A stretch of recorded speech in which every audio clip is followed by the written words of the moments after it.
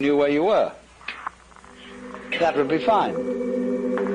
But actually, the reason why there is all this colossal variety and all these patterns on butterflies' wings is that nature is a poet and is simply having a wonderful time making all this variety and doing all these various things. And that explanation is just as plausible as the efficient explanation. You see, for philosophy is to a large extent a matter of taste. What sort of explanations suit your personality? If you're an anal retentive type and rather tight, then you like the efficient explanation. On the other hand, if you're an effusive type, you like the poetic explanation.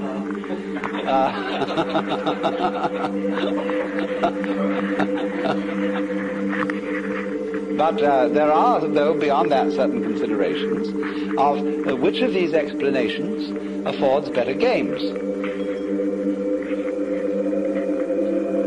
And the economic anal retentive explanation can give good games up to a point, because there's all the thrill of working out the chains of interconnection, all the reasoning whereby finally you go through all sorts of rational conniptions and explain why the butterfly has a big eye on its wing. Fine. But where do you end up? You end up in a mechanical straitjacket. You've got to be careful along the other line of approach that you just don't end up in a morass.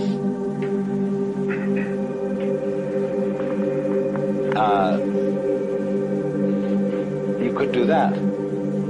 So you look for a middle way. But the point that emerges from all this is don't be bamboozled into fearing that the black will win, because the white is the only thing there is, and the black, the nothing that surrounds it, will eventually engulf it. All these are, as it were, nursery stories to terrify children. You live in a cosmos where the light of consciousness and the darkness of unconsciousness go back and forth, just as the crests and the troughs of the waves.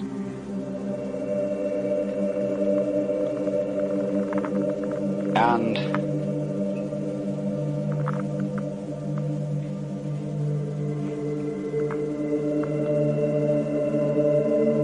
this situation of yang and yin, positive and negative, is exceedingly productive. It's like a male and a female who become the parents of all sorts of children. And out of yang and yin, black and white, come all these adventures through the original stratagem of pretending that the one is and the other isn't, that yang is and that yin isn't.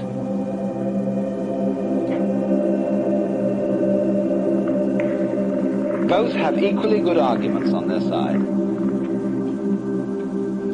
and one now wins and the other now wins. Back and forth, back and forth, back and forth. But don't be deceived. The two are always together.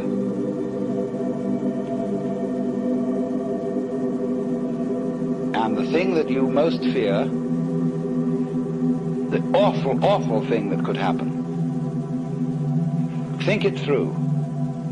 What could that be? What could the very end be? What is it that you dread?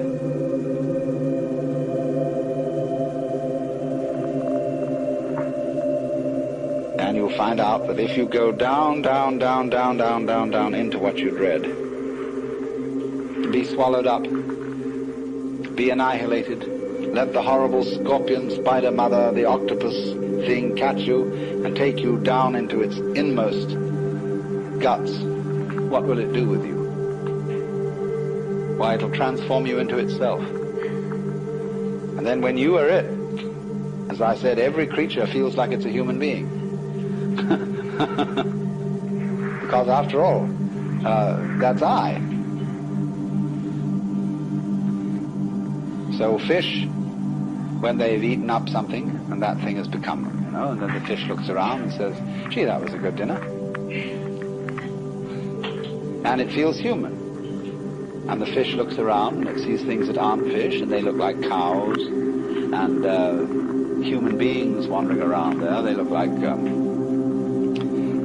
predatory monsters of some kind. Awful looking things.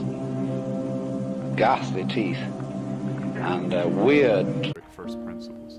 When you take a cube, a wire frame of a cube, and you hold it up to the sun and you project it down as a shadow, you don't invent the way that those edges, the 12 edges of the cubes, shrink and fit together in the shadow.